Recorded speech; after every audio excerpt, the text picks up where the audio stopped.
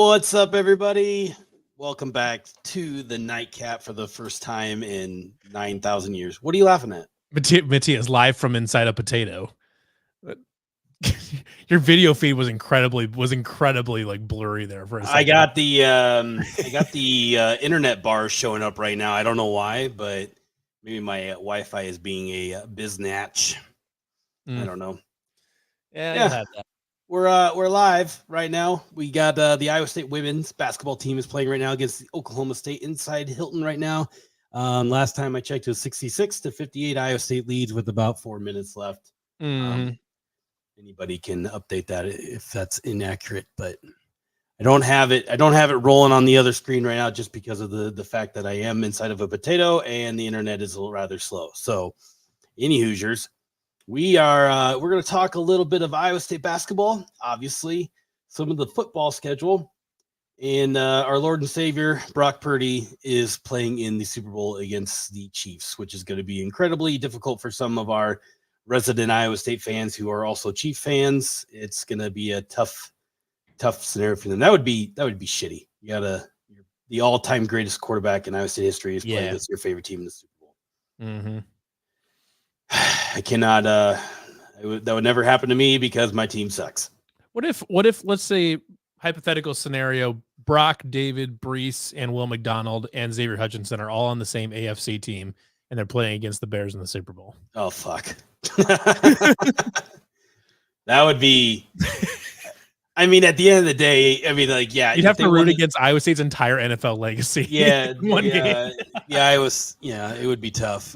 But me, I'd have to, roll with the Bears, obviously. But that would suck. It's just gonna be shitty for a lot of Chief fans here. So. Yeah, I mean, for better or worse, at least we don't have to root for Brock or Charlie against the other one. Yeah, but see, the thing is, like, if Brock Purdy was playing the Ravens, most of Cyclo Nation would be for Brock Purdy. It's just right. Yeah, he's the quarterback and not a backup tight end. Yeah. I mean, you toss her out. I mean, everybody was kind of really doing that against, obviously David Montgomery, one of the greatest running backs in Iowa State history too. Everyone's like, oh yeah, I feel, David scored a couple touchdowns, and they're like, oh yeah, this is great for David, but can the 49ers come back? Yeah, they want to see David have 200 rushing yards, but Brock and the 49ers win type of thing. Yeah, it was good for all of them. Mm-hmm. Really good seasons for everybody. Obviously, the Lions had a great run, but we can talk about that a little bit later. We can. And at the end, so the problem is I don't know what we're going to talk about first here. Well, I feel like we should start with basketball. Maybe move it quickly on the Iowa State football schedule, and then and round it out with some Brock Purdy talk, and then also I got a clip that I floated around I was floating around the Discord, but I also floated around Twitter yesterday. The same clip that I think it was Finney in our Discord posted of a quote that Jamie Pollard had about the John Higgins ceremony before the Kansas game on Saturday, which I have I don't know, really weird. Yeah, dumb. We should have mentioned kind of two bits of recent-ish news. Definitely news since the last time we did a nightcap. Is that Wide Right Natty Light is now part of or partnered with the 1012 network. We're their Iowa State affiliate now. And they've got a home in the Discord for all their 1012 goings on and stuff like that. Because they had a separate Discord, but it was just, I think Philip and them were just having trouble just kind of dedicating enough time to it to keep it going and to build it and stuff like that. So it was just easier to bring them into ours since we were well clear of 1,000 members now. It was easier just to roll them in. So happy to be partnered with those guys. Second news is that Iowa State and the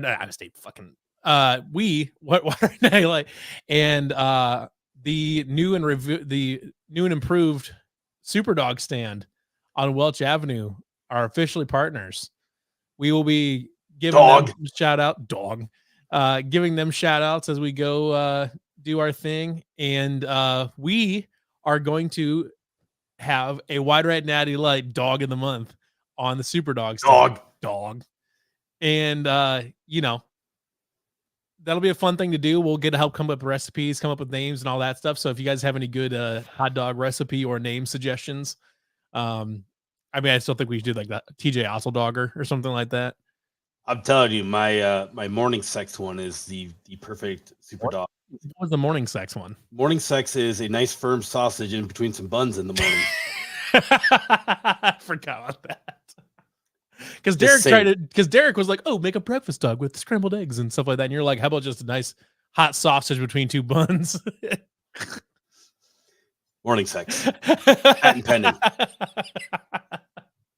Let it ride. Jeez. That's going to be my only contribution to the entire super dog. Yeah.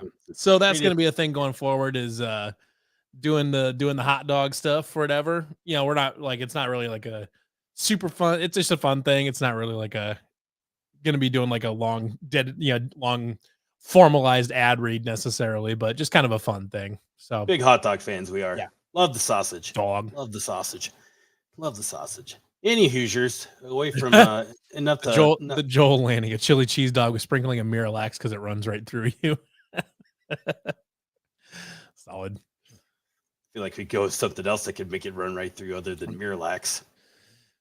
That would, yucky.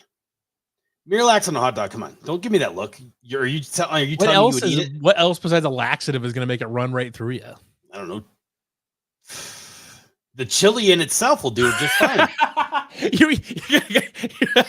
you made it sound like you had something in your head. They're like, "Oh, there's something else." You could just do without the sprinkling of Miralax. Let's just leave it at that. They crush it up. They crush it up with the butt end of the knife, and you have to snort it off the top of the hot dog. Do a line. That's not Joel Lanning. That's a different. Do a line of Miralax and then eat the hot dog. See how long you can last. All right, basketball talk. Yeah, let's do a quick refresh in the women's score real quick while we're sitting here. But Iowa State just took down Kansas inside Hilton Coliseum on Saturday. Iowa State women are up 72-60. In what was, really had the big time feel. Iowa State and Kansas always has that big time feel. You know, it's a big conference game every year when Iowa State's playing well. Obviously, Kansas plays well for the most part every year. It's just always a big game when Hilton, really when Kansas comes to Hilton. It just had that extra flair. It kind of felt like a postseason, like NCAA tournament game if you were watching at home on CBS with the number one CBS crew. You had Bill Raftery in there, Ian Eagle and Jay Wright. And then just the different camera views that CBS presented throughout the broadcast. You don't typically get those with the ESPN broadcast. Obviously, you get the crowd shots and things like that, but it just felt like they had cameras all over the place, and it just gave it that big cameras that were properly white balanced. Yeah, and that's another thing. Is like ESPN's got some work to do now that we've seen the light. Literally have seen the light. Yeah, we know that like Hilton can still look beautiful on TV. Yeah, and it just was a good all around a good afternoon. Iowa State obviously comes out with the win. Just a good old fashioned perfect day of basketball there in Hilton Coliseum. Now 12th ranked men's basketball team in the country. 51, I think, is 51st is their offense, and Ken Pom, I think they were 5th on defense. So really, every Final Four team for the last, I don't know, however, has been top 50 offense, top 50 defense. We're one spot away from hitting that top 50 offense, and they're starting to figure it out a little bit. Yeah, it just seems like the offense. Curtis Jones hitting shots. It felt like it was flowing in the non-conference schedule. Let's put it that way, just because the competition level wasn't as great. Sure. Obviously against Houston, you're playing against a tough-nosed defensive team. It just didn't feel like it flowed a little bit. It felt like a normal TJ Otzelberger team. And since then, it's just kind of this, spacing has been better. And the thing that you harp on a lot too is a lot of the offensive sets. It feels like we're still kind of stagnant in some of those, but they're still not running a lot of offensive sets. They're spacing the floor out a lot more. The guys are getting in the lane, guys are hitting outside shots. You hit 14 threes against Kansas. Trey King, before he came to Iowa State, it was, he could hit 33% of his threes, obviously at a different level compared to the Big 12. showed that he could do it against Kansas. And they were kind of leaning on him to get that game really rocking and rolling. But Keyshawn Gilbert has started to slow down a little bit. He's not as wild as he was to start the season. Like in Orlando, he was really wild and just dribbling all over the place. He still has those over dribble moments. And Taman Lipsey obviously as steady as they come, and then you got the emergence of Hassan Ward after the foot injury, and it's crazy that he probably would be he would be starting now if he didn't have the foot injury, but he's it's kind of cool to roll him out of the bench. And I love bringing him off the bench. Yeah, it's like that instant impact changes the game right when he comes onto the floor. Momcilovic is getting more touches. His shot seems to be a lot more smoother. Obviously, he's still a freshman. He still has those freshman moments where he's struggling a little bit. We saw that in the first half. He's got confidence. Like if you get him a half a shot on the wing, he's taking it. Like I love that from a guy that can shoot it like he can. So all things are kind of firing on all cylinders right now. The defense is still great. The offense is firing on cylinders. Yeah, there are cylinders. There are cylinders that are moving on offense in this season.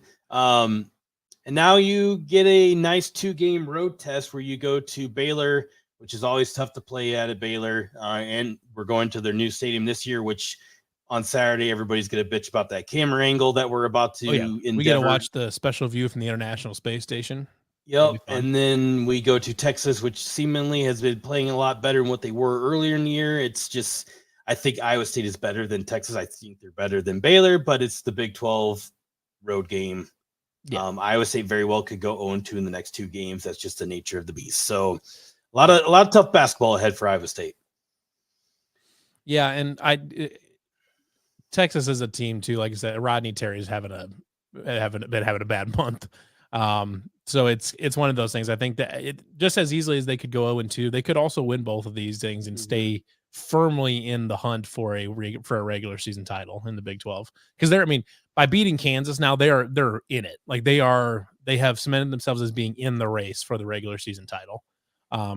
They've got a tough schedule, obviously. But you got to play Houston again. So does everybody else. Right now, Ken Pom has Iowa State favored in all but 2 games left this season.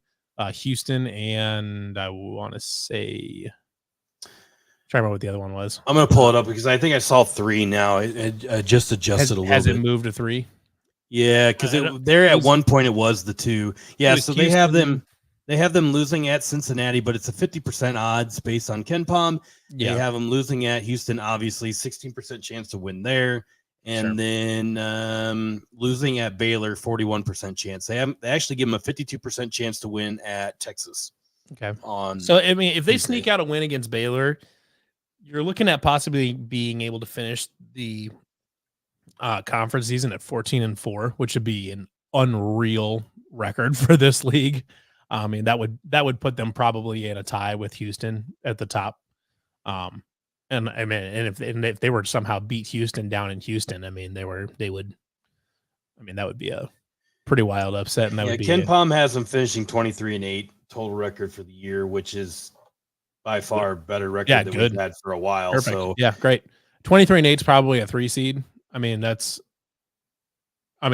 Big 12, 23-8 is going to get you a 3 seed. Yeah, 23-8 without winning a game in Kansas City gets you a 3 seed. If you go through Kansas City and get to the championship game, you're probably up to a 2. Might be a 2 seed. Yeah. If you win in Kansas City, you're a 2 seed. To get to that 23-8, you're going to beat a bunch of quad 1 tier, ranked teams on the way. If you win the Big 12 and then win a couple games down in Kansas City, you're going to be probably close to a 1. Maybe. Yeah, not a 23-8. No, but no. Let's say if they win the Big 12, maybe, they get to 14-4 in conference. 20, maybe they're 25-6. Maybe 25. If you're 25-6 and you win the regular season title and you win a few games in Kansas City, you're probably a 2 seed, maybe knocking on the door of a 1 seed. Probably a 2 seed. I would say you're probably firmly a 2 seed at that point. Let's do a quick refresh here. And I believe the Iowa State women have done it 78-67 over Oklahoma State. So perfect. There is that. They are 12, 13, and 7 now on the season. The young Cyclone women awesome. still fighting their way through here. That they're going to be, I would say right now they're probably on the bubble. Win a couple more games, they're going to be in. But with as many freshmen as they have this year, just getting into the dance for them is going to be a huge boost going into the years to come. So, yeah. So, Baylor men to UCF to start the second half and came back, and I think they were winning at one point. So, let's look here. Emily Ryan had 9 points, 9 boards, and 14 assists. Wow, nice. That's great for. I'd love to see her perform well, especially since she missed a good chunk of that of the first part of the season there, with some health issues. So it's good to see her back to form, doing stuff Baylor like that. 77 to 69 over UCF. I mean Central Florida. I mean Hilton Knight managers. Either way, shout out to the UCF football social media team for throwing in Cyclone Larry just randomly. The internet's a weird place when you got an actual Division I institution of higher learning throwing Cyclone Larry 69 into a video. Their entire schedule release video was like the best good. one. Yeah, it was good. Yeah, there was a bunch of them that were like lame as shit. Like, did you watch West Virginia's? I don't think I did. It was just like it was a video of like Neil Brown waking up in the morning, and then just like little objects or something like that would appear in the video, and that would be who it is. Like one time he had a rock in his hand and just set it on the counter, and then like Kansas, October 18th or something like that. And then like Iowa State's was he put a stack of napkins in front of a fan. Is stupid as shit. That's good segue into here, but the schedule. But yeah, including ours was pretty lame, and I don't know. Ours wasn't great, but it wasn't the worst one. But definitely they snuck in Taylor Swift on the Kansas game, Kansas one. Yeah. So what's the real quick here before we kind of go through this entire schedule? What's the over and under number of Iowa State fans at Arrowhead? What's Arrowhead's capacity? 60 something. I'm gonna find out. Arrowhead's capacity is 76,416. I was gonna say like 69, but then I was like, I'd really willing to go guess, into the 70s. Obviously, it's not going to be entirely sold out. Are they gonna like not open up the upper bowl? I bet they will. I guess it just depends on the game. Maybe they'll open up just the middle sections on the top.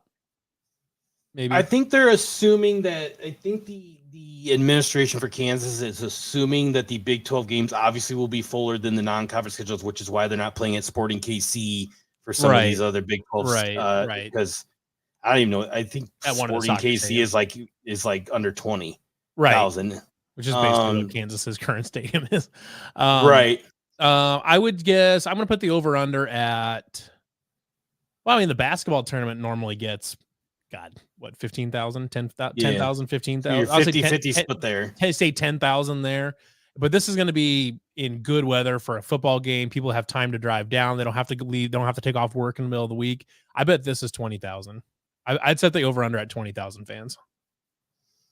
I think I would go that route. I think I'm going to try to go to that. I'm definitely going to that. No question about it. And as we get closer, we will definitely be organizing something as far as a wide right tailgate. No question about it. Yeah, because I'm going to guess the tickets aren't going to be insanely expensive. They might be because of the flux of the Iowa State fans that they know will have there. But I would bet that gets to – I bet there's 50,000 people in that stadium for that game. Oh, easy. Yeah. I bet there's easy 50,000. Depending on how many Kansas fans are really in the metropolitan area for Kansas City, and because there's probably. Lawrence is 20 minutes. Right. It's an hour from downtown Kansas City, so I mean, it's like it's close enough to Lawrence that doesn't matter. There's a lot of Iowa State alums that live in Kansas City itself, so not to mention it's just a 3.5 hour drive from nice contingent of Iowa State fans. So that's gonna be real fun. So obviously. We open up the season. There's a non-zero chance that turns into a neutral site game real fast for Kansas. Oh yeah, it's going to. It's going to be. Even if it's not like the exact numbers are like split, it's going to feel like it just because Iowa State fans are drunk, loud. There's plenty of room to tailgate at Arrowhead Stadium. Oh my god! Yeah, I know. I mean, it'll be an event. The worst part around about Arrowhead is, and obviously the Royal Stadium is, there's literally nothing else around there. It's like it's just like an Iowa Stadium, just right? there. You're just bringing everything with you. You got to have everything because there's no bars, there's no power and light district, there's nothing near there. I mean, yeah, the closest thing that might sell beer there is probably the zoo, which is like a mile to the north, I think, or something like that. Yeah, no, I mean, it's going to be a normal college football game where you got to bring everything with you. Yep. So plenty of room for fun activities down at Arrowhead Stadium, as most Iowa State fans know, because if they're Chief fans as well. So, open the season August 31st at home against North Dakota, which is going to be a nice change of pace from not having to play UNI. But on the flip side, North Dakota has improved in football since the time that we scheduled them for this season. Yeah, so they're not like amazing. They went like 8-5 last year, I think. They're fine. They're not. They've gotten better. They're not North Dakota State. Then it's a return trip to Iowa City the following week. Ferentz has not won. He's not beaten the Cyclones in Iowa City since 2018. Wait, what? Really? Mm-hmm. No, because we didn't play him in 2020. Mm-hmm. Kirk Ferentz hasn't beaten the Cyclones in Iowa City since 2018. Nice stat. There's only one game there. Mm-hmm. No, he said I didn't realize I wasn't allowed to cherry pick. It's fine. The last time that Kirk Ferentz beat Iowa State in Ames, Kyle Kempt was the starting quarterback.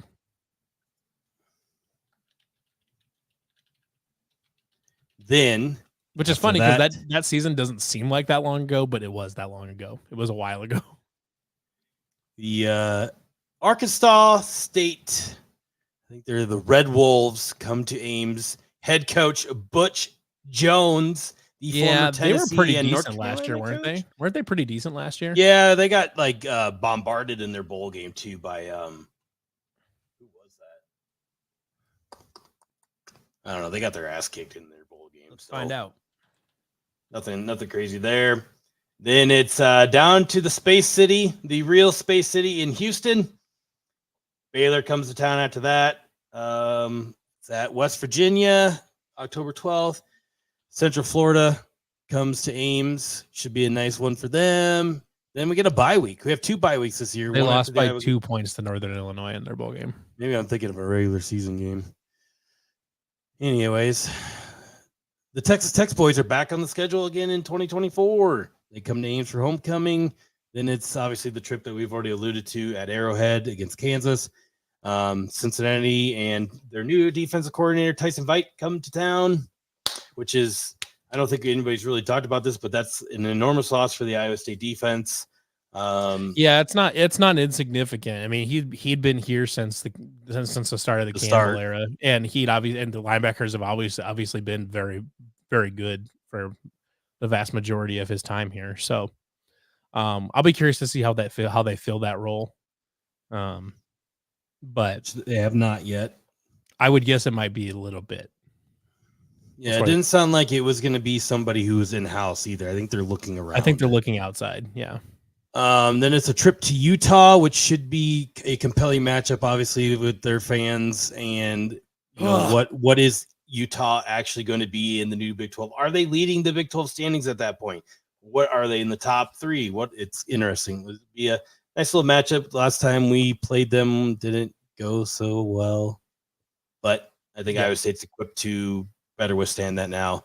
Cam Rising will be back for year 90 at quarterback next year for the Utes, so they'll be pretty tough there as well. And then hopefully it's snowing on November 30th in Jack Trice Stadium when the Kansas State Jerome Tangs come to town. Maybe Chris Klieman gets pissed about video cameras are facing his team as well. Mm-hmm. Looking at this, my first thing I put in chat earlier today, my first look at this says 8-4. I see North Dakota State as a win, or North Dakota as a win. Let's do this real quick. Let's just do the exercise real quick. North Dakota State. North Dakota. Win. North Dakota. Thank God it's not North Dakota State, which, whatever. I don't know. Yeah, they're probably still good. At Iowa. North Dakota. Win. Iowa, I would toss up, probably a loss. Arkansas State, Win. Houston, win. Baylor, win. West Virginia, Toss up. loss. UCF, win. Texas Tech, win. Kansas, toss up. Genuine toss up. I'm going to assume a loss just because it's away from home, but that's a genuine toss up. Cincinnati, win. Utah, loss. Kansas State, win. That's 8-4 or 9-3, depending on how the Kansas games goes. West Virginia could turn into a win pretty quick if they're not as good as they were last year. They had an outrageously good offensive line last year, and I think they lost a decent chunk of it. How well is our offensive line going to look? Our offensive line's always dog shit, though. So, yeah, I'm gonna put this disclosure out here right now, right today. Like, I don't care if we added the Princeton guy, which he looks like he's a specimen of a tackle position. The Princeton guy looks legit. He plays physical. He's a nasty guy, but he also plays. He's very smart. He plays very tall out of the snap, which he allows himself to get pressure, or not pressure, but he would allow him to give up pressure, but he allows him susceptible to getting hit in the middle of the chest and getting blown off the ball. Something that hopefully Ryan Clanton can knock down, but he has all the physical traits that probably would be, I would imagine I would plug him in at right tackle and then move Tyler Miller over to left tackle. That's just me, but anyways, I don't know if the tackles positions are necessarily the worst part of the Iowa State line. The interior is what needs to be fixed. The guard play was really shitty this year. Center play has been shit for, really since Colin Newell left. So, even with Downing moving over to center, it wasn't great either. We just, you start your push up front with the center position. If the center is not getting any push, you're not going anywhere. Jay makes a good point here too. It'll be year 2 for Clanton and Ryan Kagi, or Reed Kagi. I think that's a notable thing. We were talking about this when Dave Andrews got hired, that if Iowa State's offensive line gets better and all this, a lot of it will be in the realm of Dave Andrews and whatever. Obviously, the offensive line did not get better, and Dave Andrews and Jeff Myers all got fired. But it's. I think are we still in agreement that we think Ryan Clanton's the guy for right now? The track record speaks for itself. I mean, that's kind of where I'm at. Track records, tackles. And I think we did see last season. We saw some improvement in areas. It wasn't like dramatically better, but it did seem like. To me, I look at a guy like Brendan Black. Came in true freshman or ever, clearly looked like a true freshman at times, but at times was also probably Iowa State's best offensive lineman. Mm-hmm. And that's where my pushback is on the whole it'll be year 2 of the strength and offensive line coach sentiment that people have. I think you need to flip the entire offensive line with a bunch of Brendan Blacks. Yeah, you need guys that Ryan Clanton has picked. Well, and actually, now that I'm thinking about it, the guy that we're missing out of here too is Dalen Hazard, who was going to start at tackle last year. We have 2 of the 3 potential starting offensive linemen that have been chosen under the Ryan Clanton thing now, but we still have 3 offensive linemen that are held over from the Jeff Meyer and original point of it all. So there's still areas of weakness, and then the obviously Princeton guy has to pan out as well too. So he's got some technique issues and stuff like that to work, but he's nasty. So I want nasty dudes on the offensive line. Tyler Miller, Dalen Hazard, and Princeton guy are going to be two of those 3 are going to be your starting tackles probably. I wouldn't be so sure you stick. I know Jared Hufford's coming back, but I wouldn't guarantee him a starting spot either because Hazard could play inside too. Yeah, fair enough. Because I think Brendan Black's probably got the right guard spot locked up. You need a center and you need a left guard. If we just decide that Dalen Hazard, Tyler Miller, and the Princeton guy are all clearly the 3 best linemen, that they all have to be on the field whatever. You slide Dalen Hazard inside to left guard. You leave Brandon Black at right guard, and then you just got to find a guy to snap the ball.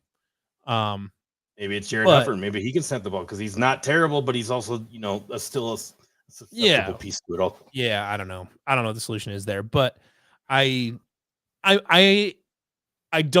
think there's going to be some magical transformation in the offseason. If there is, I'm perfectly happy to eat crow on that, I guess. But I think I do think there's a reasonable expectation for taking another step forward and saying, okay, we've got the model going forward is Brendan Black, but more refined or whatever. And we can say you have to play as hard as Brendan Black plays. You have to be more. You have to be.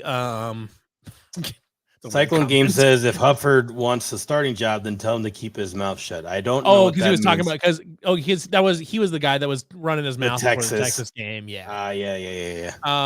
Yeah. No, I think it's a reasonable expectation to say Brendan Black is the model going forward. You play as hard as him, you're going to have a shot at playing on the offensive line. And if Brendan himself can keep playing hard and learn to be better in his technique and be more consistent on a snap to snap basis, I think you can see strides forward. I don't know if that's going to happen. I expect Brendan Black to make big strides. I mean, as we've already alluded to, he was our best offensive lineman going down the stretch. Year 1 to year 2 where the most growth happens for any college athlete. So I mean, I would expect Brendan Black to take notable strides forward. If he didn't get better, I would be pretty disappointed. But I think he will. And I think at least we know there's a proof of concept as far as the play hard and figure it out later attitude, which is kind of what Brendan Black did. That was the entire offensive line model this past year. It was just like but did they always play hard? I would say they played hard, but it didn't look great. It was ugly sometimes. Yeah. I don't know. Case in point, the first 3 games of the season. Sure. So, right. I think there's a proof of concept there. So, and then I don't know. I think there's going to be a step forward, but yeah. I think she should still keep your expectations reeled in. And then hopefully we can improve I know our running backs had some great games too, but they also had some really bad misses on finding the holes and things too. So, which is why I don't know if it's really public knowledge yet, but I think Iowa State's making a change at the running back coaching position. And obviously he was our special teams coach too. So that's an interesting twist to it all. So we'll see what Iowa State. So we got 2 coaching spots to fill, obviously with linebackers and running backs. And I think special teams coordinator, Greg, is it Greg? Or is it Hank? Hank Potier? Hank Potier, yeah. Yeah, Hank Potier coached special teams a little bit while he was at Wisconsin, I believe, too. So was it or was he? No, he played at Pitt. He didn't coach at Pitt. He played at Pitt. Yeah. So I still think we still need to have a guy coaching the special teams. Yeah, no, I think you need to have somebody that's doing that. I think the thing I need to see from the running backs though is Abu Sama cannot let that Kansas State game be the defining game of his career. Like that, and I don't think it's going to be. I don't think it will, but like he needs to make sure that he isn't like, well, last year I had 300 and whatever yards and 4 touchdowns against Kansas State or whatever, and just let that be the story he tells his grandkids forever or whatever. He needs to continue to take a step forward and improve on that, be more consistent. And then Carson Hansen behind him needs to show up and be a little bit more consistent as a runner. He figured out his pass catching later in the season, but really make that next stride forward and being a true 1-2 punch with Sama, maybe good enough where they could have them both on the field at the same time. Which I think would be really fun, running like some 22 personnel or something like that would be kind of wild. You get the tight ends to do it. You do have the tight end. You actually do have the tight ends to do it. Yeah, that's not a thing to worry about. Right? I mean, we talk about the offensive line improving, but I think a lot of the people talked about the offensive line improving during the season. I think a lot of it was to do with the stoutness of the blocking from the tight end room. And your favorite guy, Easton Dean, is not back next year, which kind of sucks because he was a very good run blocker this past season. So he was. While his presence will not be missed in the pass catching game, his presence will be missed blocking. So, but you also get what the hell's his name? Klotz, Steve-O. He's back. How could you forget all Big 12 type name Steve-O? Yeah, he's back, and obviously he was very vital. I mean, the game he was injured, 2 games that he's injured, the run blocking for the tight ends looked like shit. So yeah. No, I mean they've got the personnel. They could run some of that 22 personnel type stuff next year. I think that'd be a lot of fun. But there's the team is so young. Ben Bramer's got to be more consistent as a run blocker. Abu Sama's got to be. He's got to make sure that he's not the one and done. Thing is, I don't know if you really need to. You don't really want to rely on Ben Bramer to really. He's more of your. He's a pass catching type. Yeah. Let him be the pass catcher, but if he's gonna be on the field, he has to be able to run block, and he needs to be more consistent at that. But yeah, I mean, you're better off. Obviously, you're better off letting him be the pass catcher. But just like anybody that's on the field, March will tell you too, you're not seeing the field unless you as a receiver, you're not seeing the field unless you're a willing run blocker. Well, I mean, that's as much as the NFL over the years has become a pass happy league, but you now are starting to see slightly a shift where these teams are specifically looking out for wide receivers that block. I mean, just look at the Chiefs now, right? So the Chiefs they're not the high flyers that they used to be, because obviously Tyreek Hill's gone, and the rest of their wide receivers that they have now cannot catch a ball if it was put in their lap. But they can block. So right. I mean, yeah, it's the third wide receiver on an NFL team nowadays is being looked at. Can you block just as well as you can catch? Because if you can do that, you're going to find a spot on our team. I mean, there's a reason that Allen Lazard is making good money now. I mean, he's a good receiver, but he is also a very, very good run blocker. That's an interesting storyline to watch this offseason too. Is Allen Lazard, is he on the Jets next season? Like he'd go somewhere else?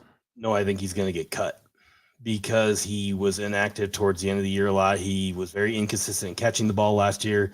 Now with Aaron Rodgers coming back, does he want him? I mean, obviously him and I would assume that Aaron Rodgers and Allen Lazard get along very well. Yeah. Are they going to bring him back just for Aaron Rodgers another run at it? Maybe, but I bet they do. It's something interesting to watch, just because this cap hit is not worth the production that Allen Lazard gave last year. Also, very inconsistent quarterback play in the Jets last year. Right. I mean, I think if Aaron Rodgers stays healthy, Allen Lazard will probably have a bounce back season. It's a lot of circumstances. Like NFL teams go through and grade guys on 4 tiers, but then they also have your third tier, your average player with circumstances. That'd probably be where Allen Lazard is, average player with circumstances. Sure. But anyways, good segue to Brock Purdy. Brock Purdy will be playing in the Super Bowl 10 days from now against the Kansas City Chiefs, the new look Kansas City Chiefs, that is. No Kadarius Tony Smith. He says he's not injured, and Andy Reid says, "Fuck you, kid, you're injured. Shut up." So he's gone. He's done. I'm surprised they haven't cut him already. Well, they won't. They'll let him ride the pine for now. But very interesting matchup. Obviously, the Chiefs' defense is a lot better than it has been in previous years. Better. Yeah, it's a very good defense. I would say. Now they're going to be missing Charles Omenihu, so that's notable. Yep. So he was a big part of the reason for the second half turnaround for the Chiefs defense this year, but they shut down Lamar Jackson. Steve Spagnuolo was the MVP for the AFC title game.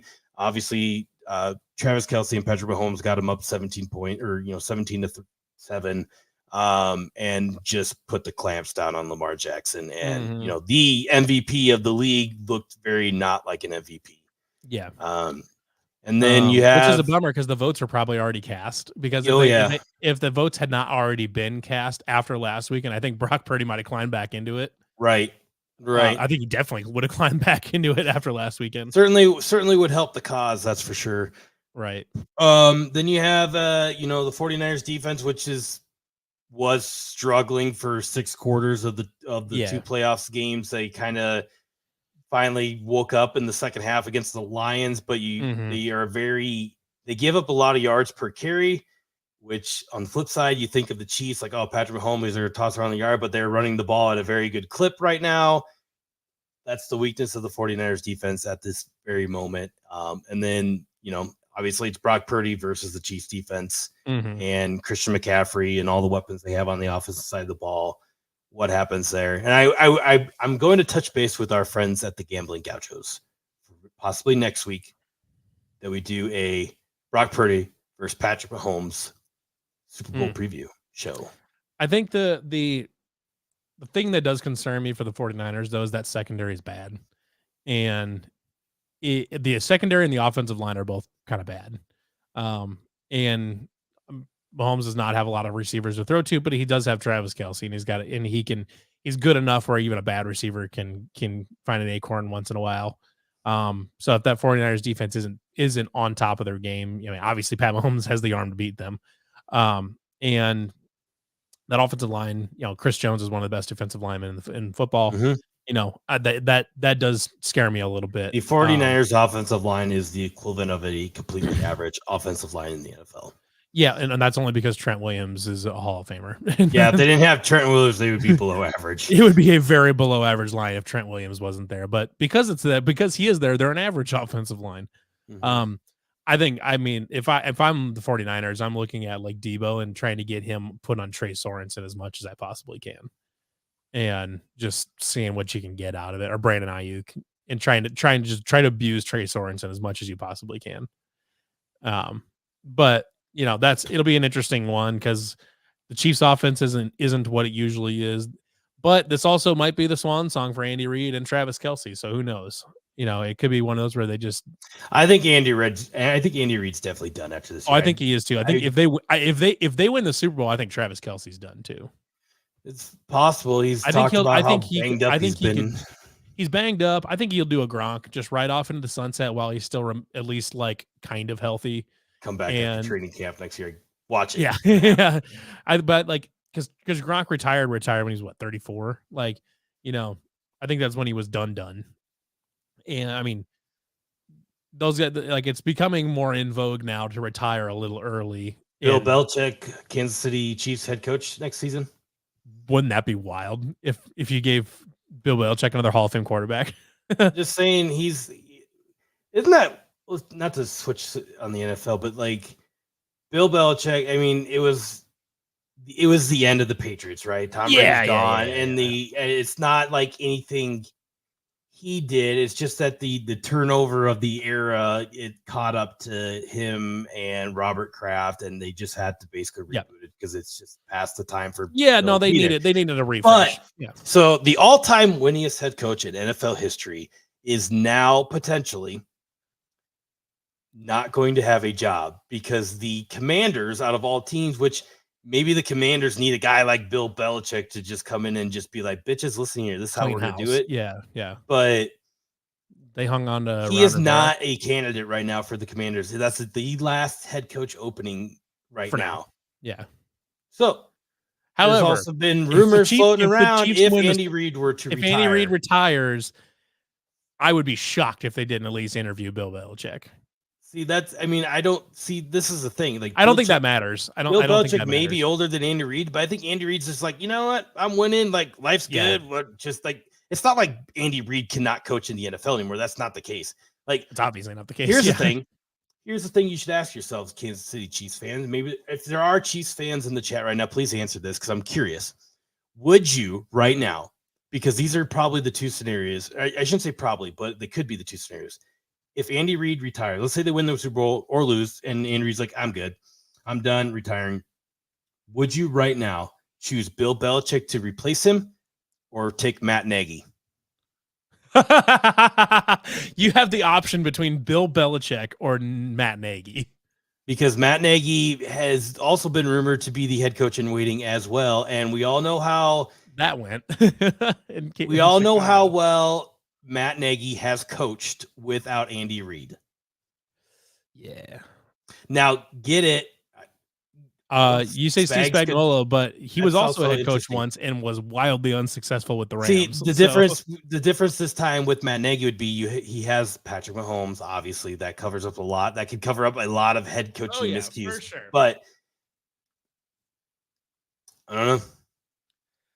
Yeah, I don't know. I mean, so There was got- a point in time you this got season Bill that Belichick. You've got the Bill Chiefs Belichick. fans wanted Matt Nagy fired. You've got Bill Belichick. You've got, I guess, maybe Matt Nagy. And then who else? Who else are you looking at that could possibly be a better candidate than Bill Belichick? Even if he's only going to be there for 5 years. Yeah, because I mean, 5 years you're getting towards you're in the prime of the career of Patrick Mahomes right now. 5 years, he's still going to be really good at the age of 32. He'll still be in his prime. But 32. You're also 32, and things start to go downhill after 32. Right? He'll still be in his prime in 5 years, but it'll be on the back end of it. Mike Vrabel, man, maybe. See, that's another thing I don't get. Like, why is Mike Vrabel not being considered for the Commander's job? He's not an idiot. I was surprised he didn't get at least interviewed for the Patriots job. I mean, I think they wanted Gerard Mayo from the beginning, but I think it was in his contract that he would take over. If Mike Vrabel was still there, he probably would have got it. Like coaching at the Patriots, he probably would have got it. But yeah, I feel like that's still like for the Patriots, if they're Patriots fans around here, like I feel like that's a miss too. Like I think Mike Vrabel's going to sit on the bench for one season, then Mike McCarthy's going to get fired next season from the Cowboys, and then Vrabel will take over at the Cowboys. Mike Vrabel, head coach, Chicago Bears next year. Should have been no. If the Bears were smart, they would have gotten rid of him and hired him this year. If they were smart, they would have got rid of Matt Eberflus and hired Jim Harbaugh, like they should have. But now Jim Harbaugh is going to go coach one of the most irrelevant teams in the National Football League. Yeah, so obviously Jim Harbaugh's won every level. Do we think he wins with the Chargers? Or are the Chargers just cursed? They've got a quarterback. They've got a receiver, an old receiver, but a receiver. You're also in the same division as Patrick Mahomes. You are also in the same. You are in the same division as Patrick Mahomes with Bill Belichick in the future and Sean Payton.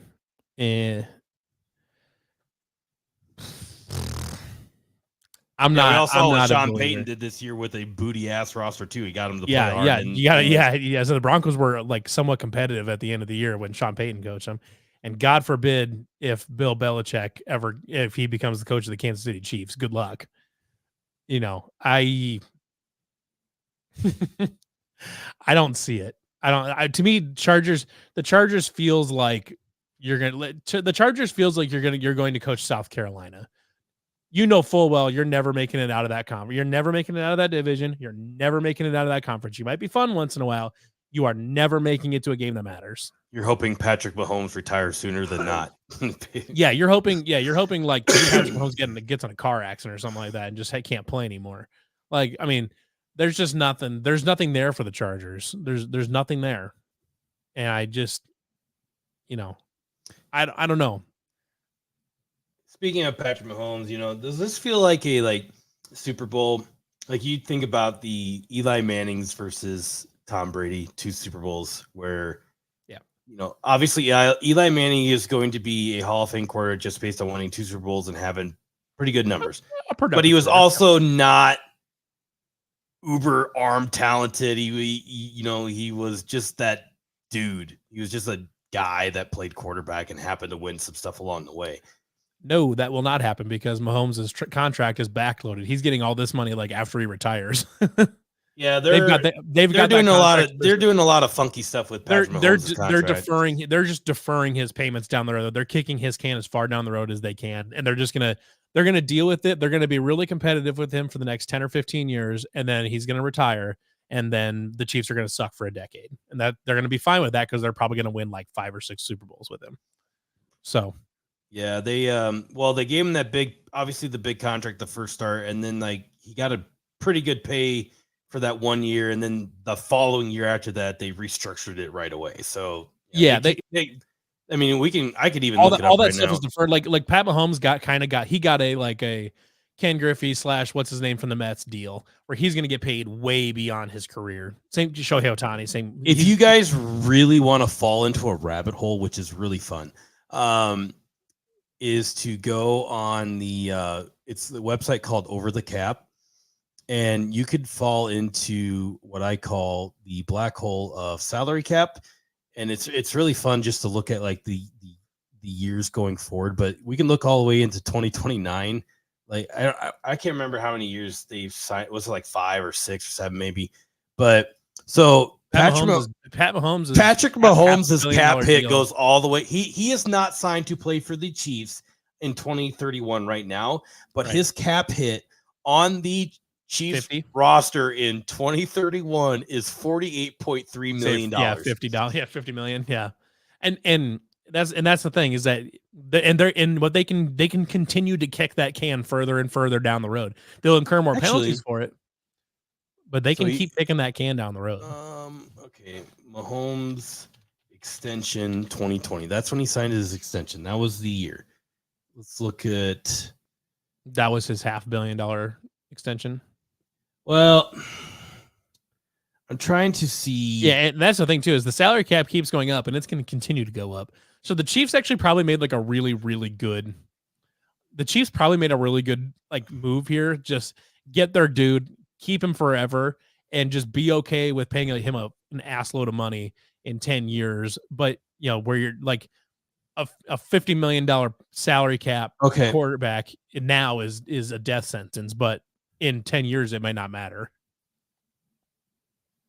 I'm trying to see. Okay, so it was a 10-year contract extension in 2020. So 2031. So his contract technically would run out in 2030, and his cap hit is $48 million.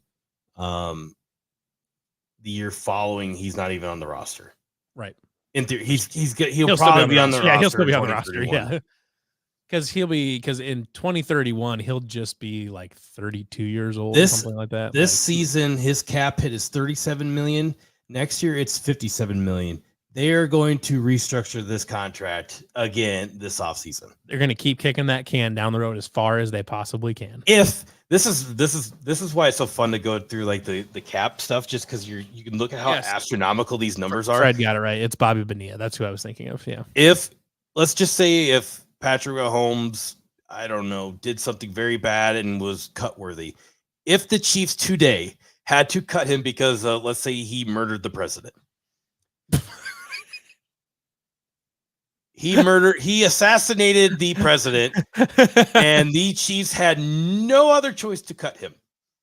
His cap dead money carrying into next season would be $112 million. Love it. So probably someone go out on I-35 and try to get Pat Mahomes really pissed in traffic. With the cap space for next season at $24 million that the Chiefs would have, if Patrick Mahomes assassinated the president, they got cut, the Chiefs would be $90 million over the cap limit next year. Here's the question. Knowing that if he didn't play next season, dead cap is $112 million. What's the worst crime Pat Mahomes could commit and the Chiefs still hang on to him? I don't know. Like, what's the worst thing he could do? What's the most illegal thing he could do? You think the Hunt family's like looking at it like, well, this guy could murder 10 people. We'll keep him on the roster. You know, we're gonna save money by him being on the roster and not playing. Yeah, it's just wild. I mean, that's the thing is like there's a certain like $112 million is so much money. That's why you can commit an outrageous amount of crime before your bail hits $112 million. Just go on. It's fun because you just go on over the cap and you just look at some of these astronomical, like how the NFL teams play salary cap gymnastics is hilarious. Oh yeah. The fun thing is, I know TS said this earlier, but salary cap keep going up, and this is just because they don't release the salary cap numbers until after the year. But over the cap is assuming the salary cap in 2027 is going to be $314 million. Next year is going to be $242 million. Just craziness. How many Robert Kraft massages is Pat Mahomes Unlimited. Unlimited. there is not enough massages right now to that the Chiefs is feeling like, you know what? That's not really 112 million, 90 massages. Like, I don't know. If Pat Mahomes robbed a bank, would the Chiefs cut him? No.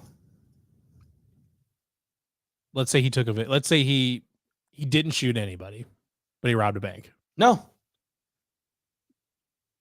I think you might not be wrong. Like, I think he could rob a small credit union in the outskirts of Kansas City, and I think they'd probably keep him. The credit union would let him have the money. They're like, oh, Patrick Mahomes wants a bag full of cash. Yeah. Duh. It's fair. All right. Well, I think we're gonna have a little more in-depth analysis on this on the Super Bowl next year. I mean, it was a great weekend for Iowa State fans, obviously with the basketball wins.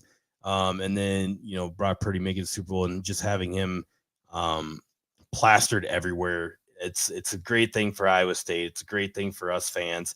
If you're wondering why we didn't talk about the Jerome Tang shit, it's because there was a really, really anticlimactic ending to the saga yesterday when the Wichita Eagle that too, but the Wichita Eagle reached back out once again to Jerome Tang, saying that he had talked to TJ after that, like recently, and that he was happy with where they were, which is nothing. But yeah, the whole thing's just dumb. I would rather much talk about the basketball team football schedule. Agreed. And Brock Purdy playing agreed. Super Bowl. Yeah. And then we're going to end the podcast on probably me and Levi ranting for the next 15. I mean, we're going to be over our hour limit here, but I guarantee this is going to go on for a little while. So okay, I am going to play about a 2-minute clip. Oh my God. Yeah, that's right. Yeah, that's what this is. I'm going to play about a 2-minute clip of Jamie Pollard on the Murph and Andy show yesterday. And then we're going to go into it. This is all stemming from John Higgins. And what I am pissed off about is that we are honoring a referee that has nothing to do with Iowa State before we are even honoring basketball players that have put their livelihoods on the line. This is very dramatic how I'm explaining this, but gave it their all for Iowa State on the hardwood floor. But I'm going to play a video here. It's about 1 minute and 48 seconds long, and we'll have a quick discussion about it and probably us yelling at the sun, but that's just the way it's going to be. So here we go. I want to make sure I say this before I get off the air is, and it's really twofold now. Probably irritate somebody when I say this, but number one, I want to thank the Cyclone fans. What they did for John Higgins and his family on Saturday was awesome. A standing ovation for him. The longest tenured basketball official in the Big 8, Big 12. He'd worked 75 Hilton games, which is amazing. If you ask any coach or any AD, pick 3 officials you want to work a game, and John Higgins was going to be on the list, because when he worked the game, the game was going to be well managed. You might not always like every call, but that's the way it is with officials. But the game was never going to get out of control when John Higgins was working it. And, the part that was kind of fascinating, but you guys know it because you live it. So we put out that we're going to do that, and, the social media, whether it's Twitter or chat rooms, the people went off the deep end, right? Vile, we're going to boo them, we're going to do all this. And once again, it just confirmed for all of us that those people that are in that space aren't the people that are in Jack Trice Stadium or in Hilton Coliseum, because there was nobody booing them. Cyclone fans did what they did, which is they're really classy. And those people that are, love to be the know-it-alls on Twitter and the chat room, were dead wrong. And I could cite numerous things, of course, through my time, that those people don't speak for the Cyclone Nation. The people that speak for the Cyclone Nation are the people that are in the stadium and are in Hilton, because they're the ones that represent us with class and dignity. Jamie, thank you for your time. Let me start this right first. Yeah, of all, you better start. The thing that just drove me nuts is this. Like, okay, first and foremost, I was one of those people on the Twitter and in the chat rooms just barraging this move. With that said, in my time, starting as a student at Iowa State, after being a student at Iowa State, I have given plenty of money to the athletic department in ticket revenue. So And so did a lot of other people who posted that stuff on Twitter. Like, to go on a radio show and basically say, well, these people who are saying this stuff don't pay money to come watch us at Jack Trice Stadium or Hilton Coliseum is complete bullshit. It's just dumb. Like, he continues to alienate the people who continue to pay money, and they may not be the donors that he's probably assuming at this point that give the money to sit in the South End Zone Club that he pampers to all the time. Just to say that shit is just like, dude, like, plenty of us have given you plenty of money. And I'll also backtrack a little bit too on this. Jamie Pollard has done some great things for Iowa State. That doesn't change. I don't think anybody would argue against you about that. Yeah, nobody's arguing that. But you had your moment with John Higgins on the court. You posted on Twitter, and he knew exactly what he was doing when he posted it on Twitter. 100% knew what he was doing because he knew the reaction he'd get, because he was probably forecasting this in his mind. Like, this is going to go great. This is, people are going to say they're going to boo him. Then they're not going to boo him. Then I'm going to go on the radio show next week and talk about this and just throw everybody under the bus because I can, because he does that kind of shit. But, like, it is incredibly stupid. And I get John Higgins had a legendary career as a referee, is a local guy living in Omaha. He's in the area, does all this and that. But we refuse to honor the Cyclone greats from the basketball years past. And the first time we really do to bring out somebody to honor them is a goddamn referee is just stupid. And then to say, oh, well, Cyclone fans are classy because they gave him a standing ovation. The people were already standing when they brought this guy out. Like, that was also planned. Like, they knew the team would, they knew they could get the people standing, and then also so they could be like, oh, well, they didn't boo him. Dumb. Just stop being an asshole, Jamie. Like, you don't just go on a radio show. It's like, well, these people are classy. If you don't show up to a game, you're not classy, blah, blah, blah. Plenty of us have given you plenty of money. We have paid. We have driven to be at these games. And you just go on the radio and spew that bullshit. Like, get the fuck out of here. Okay. I've got a couple points to make here. The first is that I do not know why Jamie Pollard has gotten in the habit in the last year or two, especially of, I don't know why he's gotten in the habit of condescending his own fans, his own supporters. I don't know who he thinks goes to football games, but I promise you that if they're listening to him on the radio or they're following Iowa State Athletics on Twitter, those people probably purchase tickets to go to games. So the idea that you would start saying, well, those people aren't real Cyclone fans. They made jokes about something I said on the internet. Fuck you, Jamie. Okay? I'm sorry. That's not how this works. You not being able to differentiate between real life and people being sarcastic on social media is not our problem. That is not one bit of an excuse for you to go on the radio and start trashing all of your fans, especially the most loyal ones that are listening to you spew bullshit on the radio and on Twitter all the time. I do not know why you think it is okay to be condescending to everybody, all of your major donor base. Stop it. Stop doing that.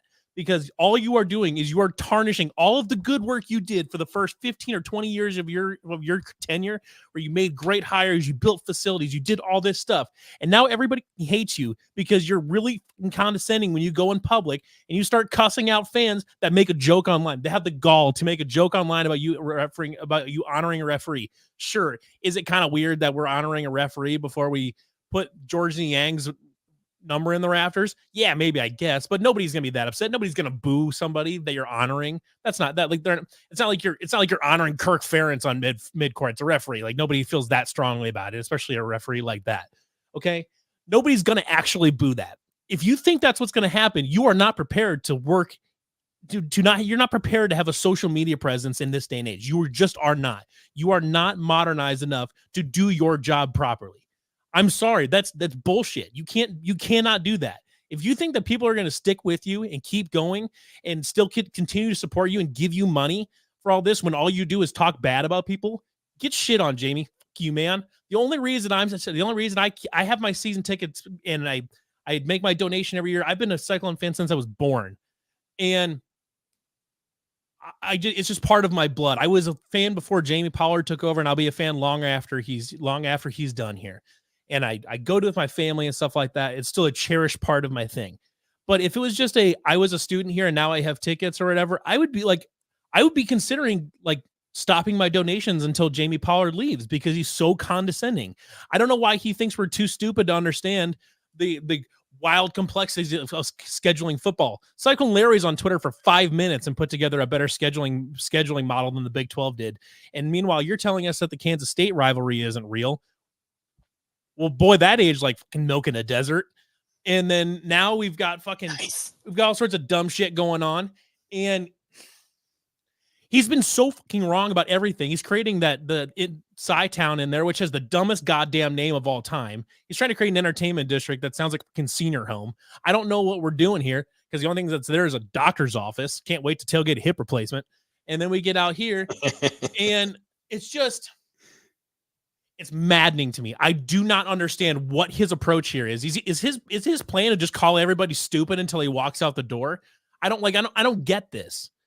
You are there to be to lead the athletics program, but part of your job is to outreach to the fans and to create excitement and to do all these and to get lots of things going.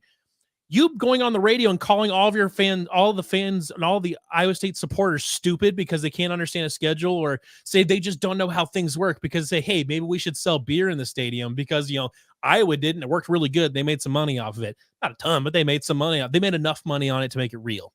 And you know what? We're all too stupid to understand that because we're not Jamie Pollard, I guess, or we haven't given the proper donation. We haven't given a sufficiently high donation to be considered. We don't sit in the south end zone club. Yeah, we don't sit in the south end zone club and not watch the game. I guess that's the only way you can get Jamie Pollard's. That's the only way you can get his ear. So you know what? Fuck you, Jamie. Like I'm sorry. I've been off of the Jamie Pollard train for a couple years now. More privately, but you know what? He blocked us on Twitter now, so fuck you, man. I don't even care anymore. Like, this just adds to the list of shit because just get fucked, Jamie. I'm sorry. Like, I can't support him anymore. I just the wall I'll never call for him to get fired because I think he's earned a right to be done when he wants to be done. But be done earlier, Jamie. Just don't be an asshole. Just stop being an asshole. Stop being an asshole. That is all it takes. Stop being an asshole. Sorry. Nobody, people didn't agree with something you did. Like, not everything's gonna be sunshine and rainbows. Like, you're a public figure. Like, deal with it. It's just the way it goes. And yeah, like you said, he blocked us. He probably somebody in the athletic department will probably see this rant. Probably.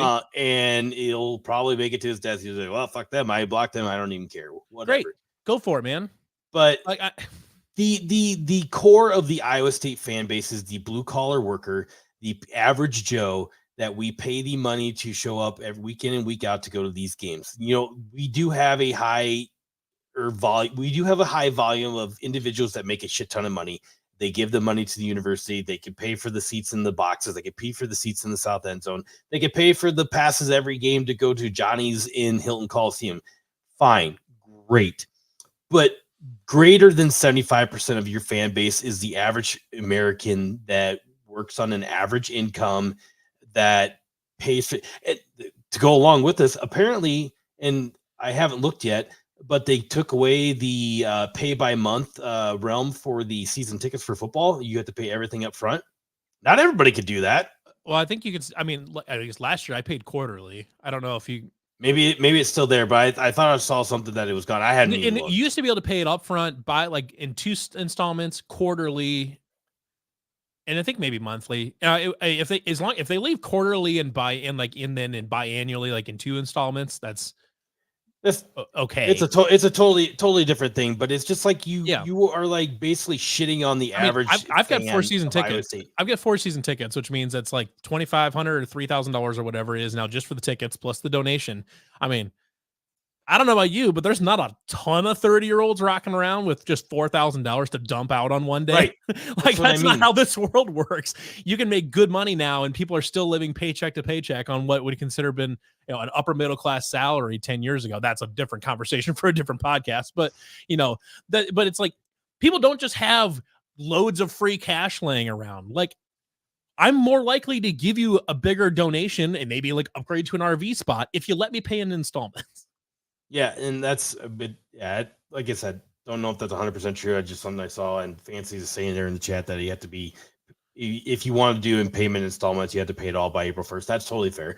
But it's just the shitting on the average fan, like even disgusting. Like the day and age that, I mean, you can go through I'll just use Iowa State and Iowa as an example. Like, yeah, we have burner accounts that don't go by their real name, but those burner I accounts. will say I actually do not have a burner. I want to say Well, that. People who are on Twitter is yeah, different but yeah, names, I know what you're talking about. you know, the burner accounts, whatever, those people actually are paying to go to games as well. And they are the ones who say the crazy shit, like Cyclone Larry. Yeah.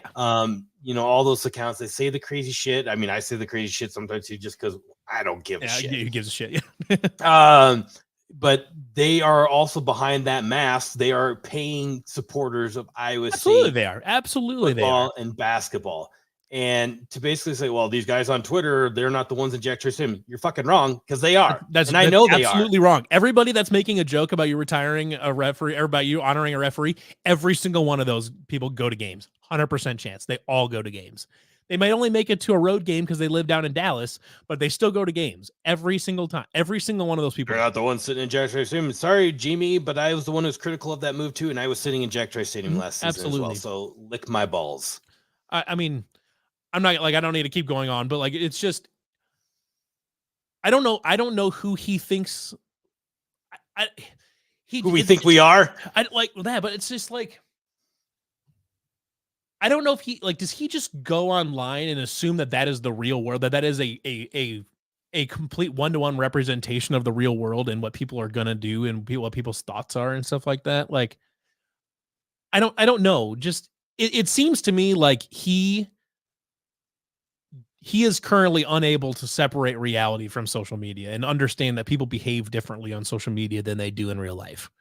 It seems to me that he does not understand that. And he takes, I swear, he goes on the radio specifically to just call out people that disagreed with him.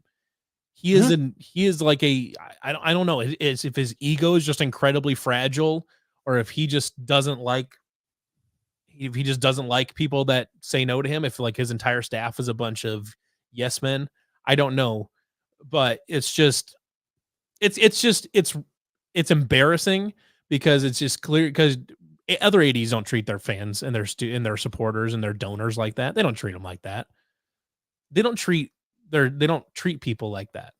But he does.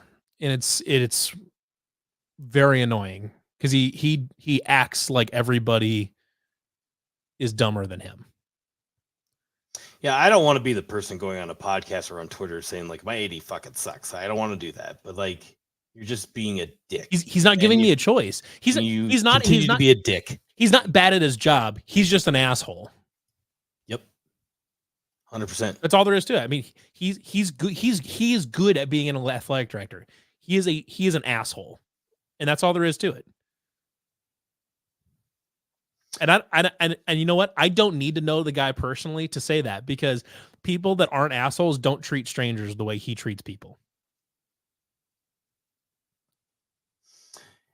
Yep. So we'll wait for the next blow up, which I'm sure one's going to happen between now and football season. It's just natural causes, you know. This would have been a better name for Chi-Town, inferiority complex. Yeah.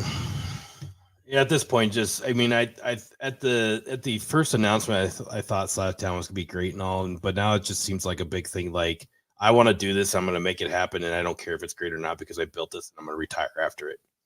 It's Icetown from Parks and Rec. I said that from the beginning. That's funnier now that I know what you're talking about. The first time you said that, I completely was lost in what you were talking about, but now you know, I mean, it's Icetown. I totally forgot about that episode. Yeah. No, it's like maybe it turns out great. I don't know. It's lost a lot of juice from when they first announced it a couple years ago. Yeah. I mean, all you're doing is paving parking lots now, and there's just nothing really to show for it. Yep. Well, we got a doctor's office, so that's good. Yay. La-di-da. Can't wait to show that baby off. We're gonna be looking out from the south end zone of Jack Trice, looking out, beautiful sunrise over there, and there's McFarland Clinic in the north. Truly, I don't even care about the bridge. Like, I could have lived without the bridge too. I hope NCAA 25 pre-replicates McFarland Clinic in the north parking lot. Cyclone. None of it matters unless Cyclone Larry is not the head doctor there. Like there's like just like really tiny in one of the windows. You can just see Cyclone Larry's head just popping. Like up Cyclone Larry is in there, and they're like, "Oh, sir, he broke his arm in 20 places," and he's like, "Don't be a bitch," and then he like kicks him out of the doctor. Like, it has to be something like that. I don't know. Cyclone Larry, head doctor at McFarland Clinic, north of Jack Trice Stadium. He doesn't know what he's doing, but he's there. You're right on though. We did rant for about 15 minutes there. Well, I know how like we've done this enough. We've done this enough. You've done this. You know the time. I was gonna cut it off at like the 15-minute really because we're past it. But yeah, come for the minimal basketball talk. Stay for the JB Pollard rant. Fred wants a shitty food take from you. Shitty food take. We could make that a segment. Matthias' shitty food Matthias' shitty food takes. Honestly, I really haven't had a shitty food experience lately, though. I don't know what's something that everybody likes that food wise that maybe that I don't. I don't know. Can't really think of one. I feel like you've made it vocal like you're not a big fan of prime rib. Pecan pie. Not that you don't like it. Not that you don't like it, but you just like it's not as great. I don't hate prime rib, but it's not something that I clamor over like everybody else does. Clone cones is we've you know what? I'll deliver a shitty food cake. Cake is a useless exercise in baking. Make a pie instead. Cake is stupid. Cake has never been good enough to justify not making a pie instead. I do love pie. Who doesn't love pie? Pie is just clearly better than cake. I don't know who likes cake better than pie. I mean, I like cake, but I think I don't hate cake, but I've never been like, oh, I want cake. I think I get on board with that. I'd rather have a pie. The problem is everybody, and the problem is too, when people make cake, they put way too much goddamn frosting on it. Ice cream cake is just ice cream. I love ice cream. I've made that very clear. I love ice cream. I hate just like the sugar frosting that people put on cakes. I don't. No, it's garbage. Maybe it's just me, but like you eat some of it and like it kind of makes you feel sick. Yeah. Oh, it's too much sugar. I mean, it's literally made just with like powdered sugar and I don't know. But I do like just sugar. On the flip side, cake with the whipped cream. Brownies, objectively better than cake. Objectively. Monster cookies, baby. Yeah, I mean, cookies are definitely better than cake. I don't know. This is a psychopath. This take should put you on a no-fly list. What is the number one chip that you like? Potato chip? Yeah, any kind of chip. Dorito? Spicy sweet chili Doritos. So I've been thinking about this, and I just so we had the taco in the bags, and I walking taco, whatever you want to call them. No preference either way, whatever you want to call that. But my wife calls them taco salads. That's not a taco salad. I know. But the regular nacho cheese Doritos, I don't know. Like they're universal. They just taste good. Like there's nothing wrong with them. It's a classic. It's like I could eat these chips no matter what. Like potato chips, I like potato chips, but like I don't know. It's just regular nachos. Spicy sweet chili Doritos are my thing. Those are also delicious. I can house a bag of those so fast. I love pumpkin bars. Pumpkin bars are great. Yeah, pumpkin's fantastic. I love pumpkin stuff. All right, here's one. Well, we'll end it on this. Okay. I hate when people put nuts in desserts. Stop. It does not belong in desserts. Stop doing it. I don't like surprise nuts, but if someone tells me that there's nuts in the dessert, I'm fine with it. Like cinnamon rolls or sticky buns, all those people, like old people put nuts on everything. Just stop. You're ruining it. And I am not a fan of nuts. I mean, you heard it here, folks. Matthias likes nuts on his sticky buns. Do not put nuts in dessert. Stop it. Just don't put nuts on Matthias's sticky buns. Like walnuts in banana bread. Don't do it. Stop it. Walnuts in a banana bread's fine. No. Put chocolate chips in banana bread. Delicious. Walnuts in banana bread? No, I'd rather have walnuts than chocolate chips in banana bread. Nope. To me, though, here's another shitty take of mine. I think chocolate is extremely like mid. I would never just eat chocolate. Like it's like I don't not like chocolate. I like chocolate, but like I would never buy like a Hershey's bar. No, I don't either. I mean, I buy them for my daughter, but I don't purchase candy bars anyways. Like I'm not like that kind of. I'm not a candy bar guy, but like even if I am, was gonna, clearly. even if I was gonna, I wouldn't buy just chocolate. Like I'm a big toffee guy, so I buy Heath bars if I buy anything. But Okay, here's an idea just before we're way yeah, we over actually our do limit. need to wrap up at some point. But this off season, we are going to do a nightcap where we have which we can bring one more person on, because if it's just us drafting, it's gonna get kind of boring. Yeah. But we'll do one night, we'll do the best foods that we like, draft, like you pick them, and then obviously it's draft. But then the next one where it's gonna get real controversial, we do our worst foods. So you have to so you have to draft the worst foods possible.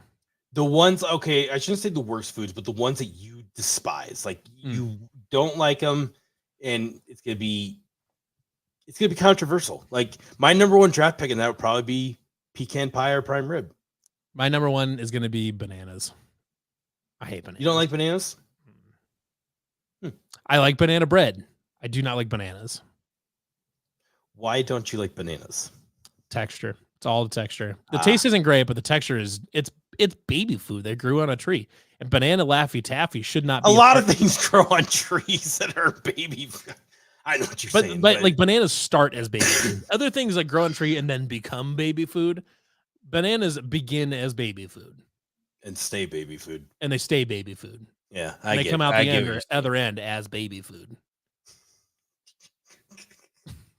Jesus Christ. They end as baby food.